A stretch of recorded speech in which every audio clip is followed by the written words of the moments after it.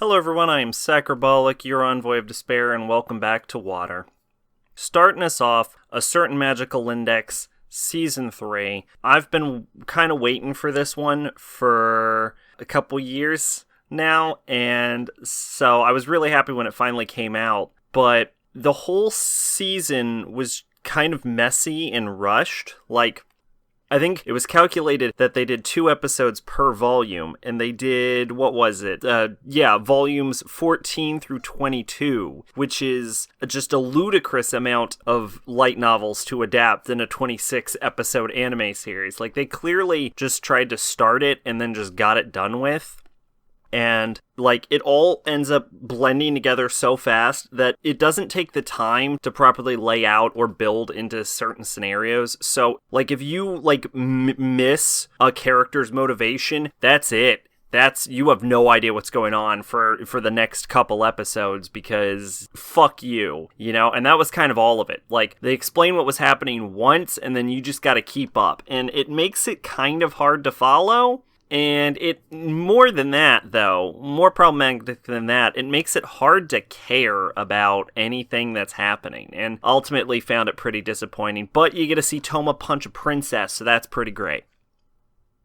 Alright, A Certain Scientific Accelerator. This is a spin-off series based on Accelerator from... I have no idea where in the timeline this takes place. When I watched it, a month ago, I knew where in the timeline this took place. I no longer know where it takes place, but it absolutely doesn't matter, because nothing that happens in this has any impact on anything. This one wasn't so much as rushed as just poorly put together, because there's 3 main villains for this season, and they introduce the villain for the first 3-4 episodes, and then they change villains. They don't defeat that villain. They don't complete that arc or deal with those characters or that threat. They just change villains. And then they deal with that villain for the next 3 to 4 episodes, and then they change villains again. None of the villains are very well established or interesting or good, and by the time you get to the end of the series, you still never ended up dealing with the first threat that occurred. So it all just... it explains a couple things, but they weren't things that I felt needed explaining. So ultimately, it was just a poorly put together mess. Isekai Quartet is an anime that takes Tanya the Evil, ReZero, Konosuba, and Overlord, and it takes some of the main characters of those series and jams them into a chibi-styled school setting. It's very short. I found it quite entertaining, and I enjoyed the character interaction, and I love the acknowledgement that Aqua actually does have one really powerful attack against undead when she, fucking just... she does serious damage to Ainz, and Ainz is like, that's nothing, and then he gets hit, and he's like, oh god! Oh, it hurts so bad. And Tanya and Ainz kind of become friends. Honestly, it was just, it was cute. It was a fun ride. I liked it.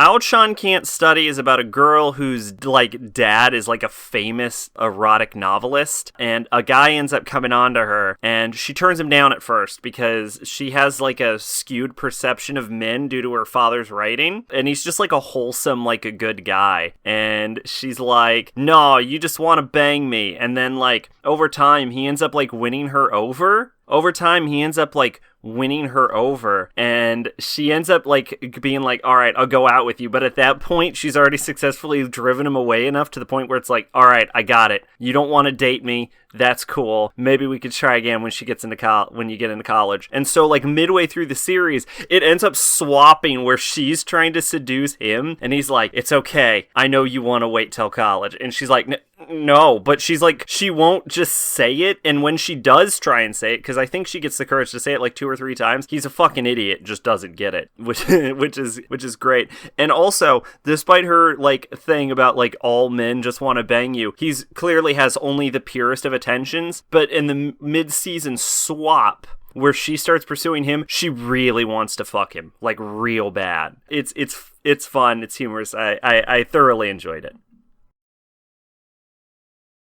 Real Girl's over-reliance on drama felt like it detracted away from the overall series, unlike in the first season, but at the end it did feel like all of the characters got where they were supposed to be going and developed nicely.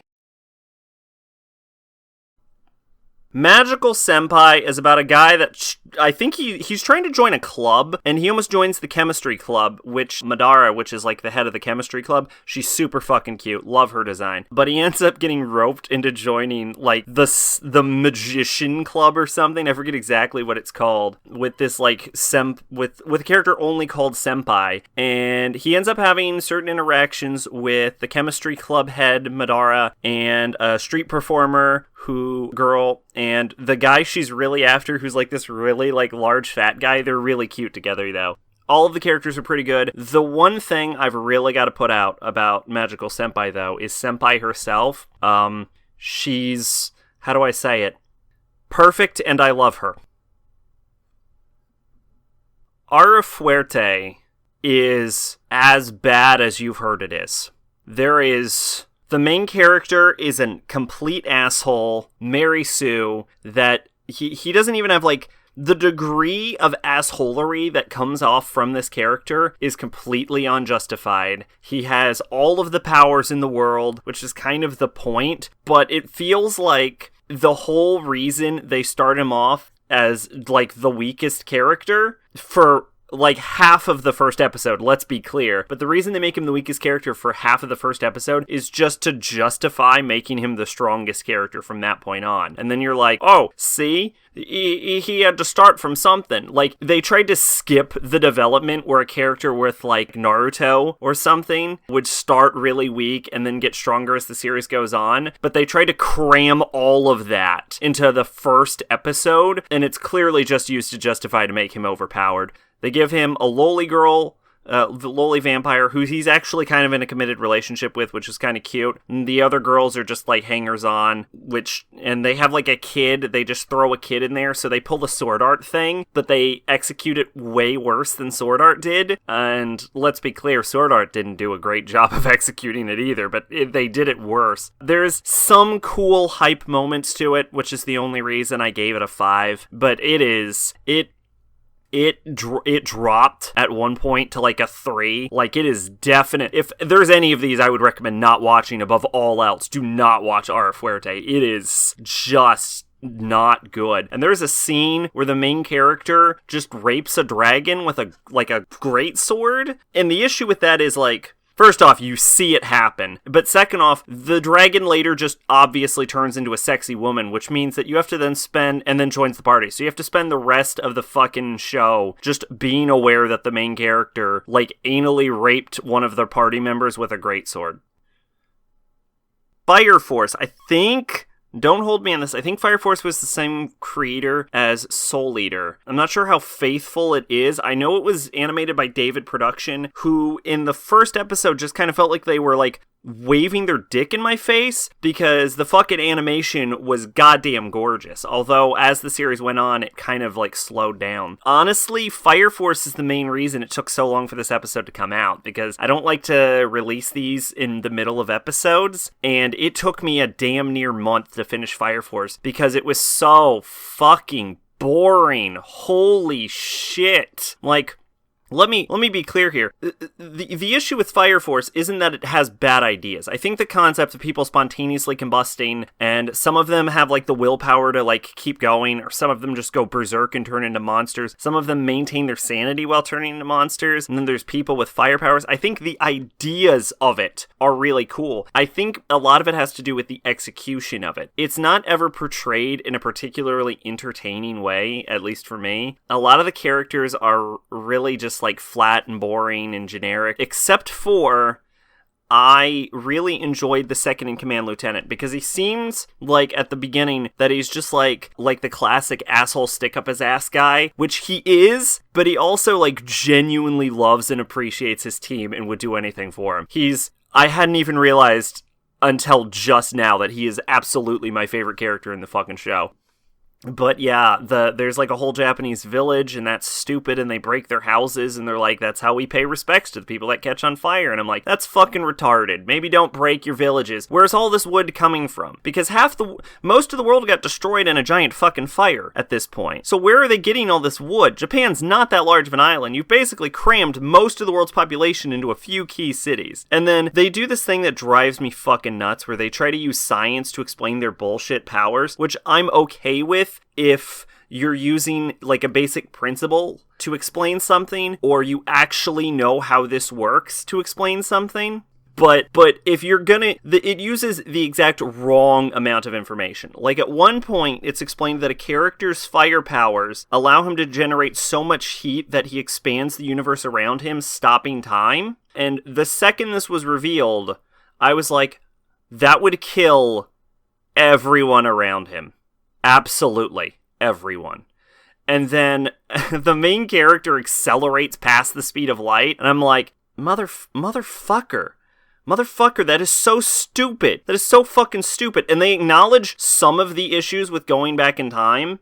With going back in time and accelerating past the speed of light. But they don't acknowledge that the amount of energy he would be putting out of his body would just be a nuke that just goes off. Like, everyone would be dead from that fight, and it pisses me off that they know enough of the science to know kind of how it works, but they're ignoring that everyone should just be incinerated. It's really fucking irritating. I hate it when they try and justify their bullshit powers. Just have bullshit powers. Like Black Clover, for example, is respectable in that position because they have fire that can heal you, because it's magic. You don't need a fucking explanation. I don't need your explanation why his stupid fire powers let him stop time just because you built yourself into a fucking corner. Now you have to try and justify your bullshit fire powers. Just say it's magic time-stopping fire, and I will just be okay with that. Don't try to be like, he's expanding the universe. Fuck you, Fire Force. And then Fire Force tries to insert these dumb gags. Like,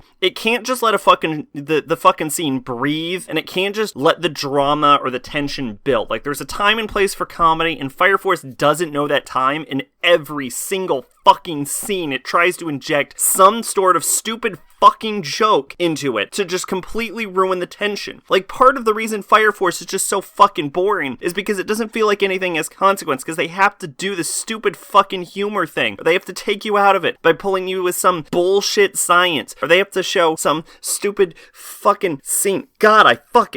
Oh my god, this might have just dropped to a 3 mid-rant. Oh my god, fuck Fire Force. Okay, Yu-Gi-Oh! Duel Monsters specifically is, yes, actually the original Yu-Gi-Oh! For whatever reason, I've been on a weird Yu-Gi-Oh! Kick, and I just decided to watch the original Yu-Gi-Oh! It wasn't good, and I don't think that would surprise anyone. I remember really liking it as a kid, but I was also a kid. I'm gonna split it up into 3 main arcs. The first one is Duelist Kingdom. Duelist Kingdom I actually thought was the best arc. It was a little irritating in that they didn't even kind of follow the rules of the card game, which hadn't really been established yet. But at least like every episode or so, you could be like, what the fuck was that? And you could just like freak out over how crazy it gets.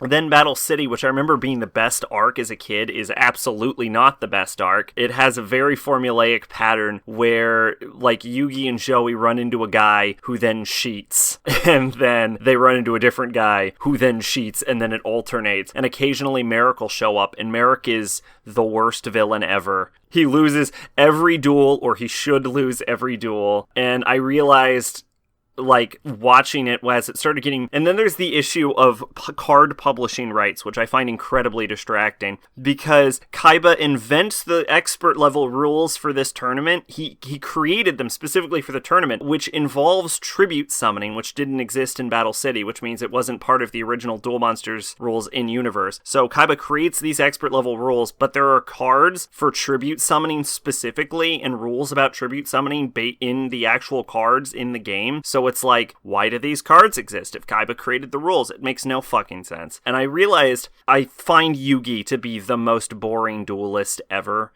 Just any duel Yugi's in, I find it incredibly uninteresting. Joey's still the best character. Merrick is fucking just the worst villain ever. But he's actually so bad that he he becomes entertaining, you know? He's so bad he's good in that. He's a fucking cartoon villain. Like, undoubtedly. Kaiba is he's just an asshole. Like, I used to think he was kind of cool as a kid. He's not. He's just a dumb fucking edgelord. Battle City, and like, the finals of Battle City is the worst, because in the end, Final City, the person that should have won the duel always loses in every battle. I think the only one that felt like justifiable was like Yugi and Merrick and Yugi and Kaiba, but no other previous battle, and that should have happened. Like, Joey never should have gotten past, what's his name? Not Oberon, Odeon. Mai should have beaten Merrick. Joey should have beaten Merrick. Shizu should have beaten Kaiba. It was fucking retarded. It was every match the wrong person won. And then Joey fought Kaiba, and that battle can basically just be thrown out outright, because what I realized while watching it within the first 3 turns is that the first 5 cards Kaiba drew were his best cards in his entire deck. Like, he started with the best hand possible in his whole deck. It was stupid nonsense. And then he just drew in to a Blue Eyes and a Lord of D and a Flute of Summoning. It was fucking absurd what his first 12 cards were invincible. Like, it would have taken Pharaoh Yugi level bullshit of I can use my willpower to change the card I draw to fucking beat that nonsense. Which, by the way, if you don't know this, the Pharaoh can actually choose what cards he draws. It's not the heart of the cards. They explain this in the final duel. He can just decide with his willpower what card he is going to draw. They say this. This is a thing he can do. He is capable of influencing his draw. So be aware of that. Yeah, then there was Millennium World, which there was Zork, and he's like the incarnation of the Shadow Realm. It was stupid, and I didn't give a fuck, and I barely remember anything about it. It was so boring and uninteresting, and fucking Bakura is he's a nothing character. He is a flat-ass pancake that flavored like water. But the final duel of this anime, Yugi versus Pharaoh. Holy shit. Those last 4 or 5 episodes were the best episodes of the show. There was, other than the Pharaoh apparently being able to just decide what card he draws every fucking turn, there was like no bullshit involved in that. It was just like a pure duel between 2 characters. I fucking loved it. It was altogether a fairly decent ride. Definitely not a show that if you grew up on, you should revisit, though. It is a mess, and there are numerous problems, but Joey is the best. Anyway, I've been Sacrobolic, your envoy of despair. This has been Water. Bye-bye.